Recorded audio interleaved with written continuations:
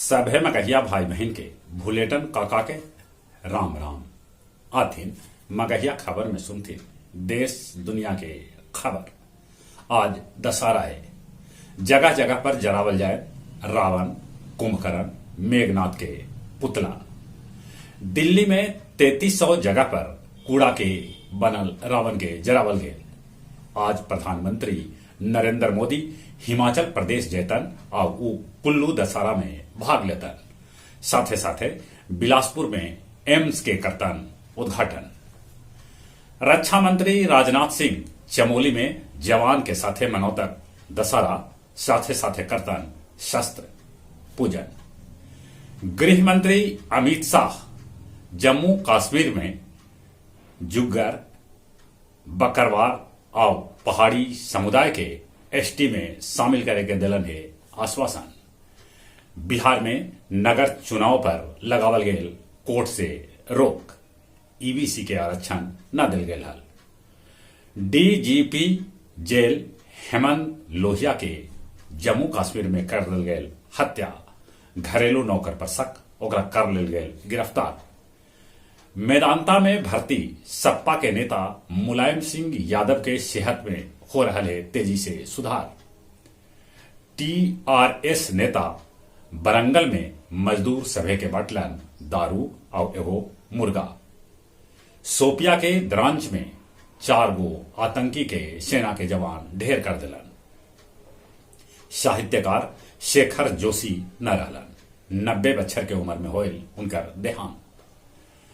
पौड़ी गढ़वाल में बाराती भरल बस खाई में गिरल, जेकरा में 25 बाराती के मौत के खबर। एलेन क्लोजर जिलिंगर के भेटाए ई बछर भौतिकी के नोबेल पुरस्कार।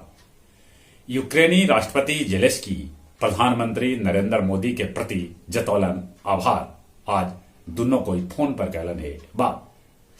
अमेरिका के डेट्रॉयट शहर में दुर्गा पूजा धूमधाम से मनावल गए। गया जी के ऐतिहासिक गांधी मैदान में आज जरावल जायत रावण, कुंभकर्ण और मेघनाथ के पुतला।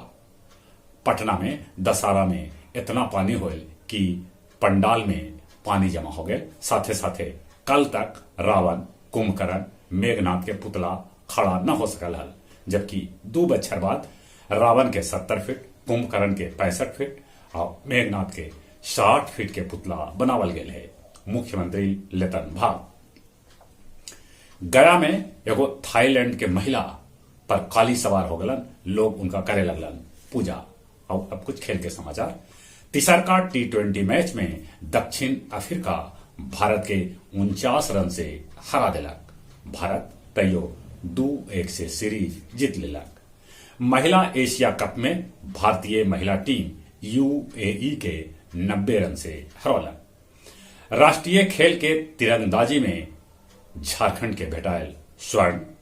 राष्ट्रीय खेल के महिला हॉकी मैच में उड़ीसा के महिला टीम गुजरात के महिला टीम के 23-0 से हरा दिलक।